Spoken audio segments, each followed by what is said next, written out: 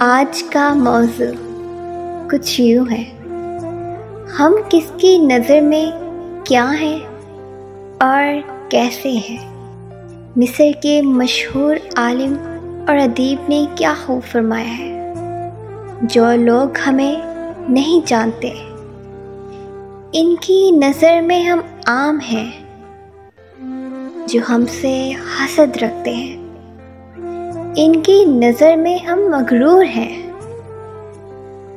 جو ہمیں سمجھتے ہیں ان کی نظر میں ہم اچھے ہیں، جو ہم سے محبت کرتے ہیں ان کی نظر میں ہم خاص ہیں،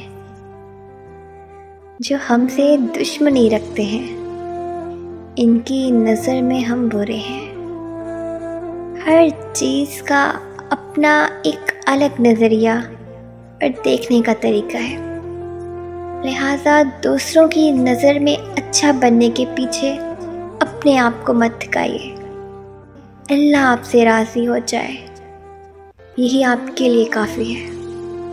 لوگوں کو راضی کرنا ایسا مقصد ہے جو کبھی پورا نہیں ہو سکتا۔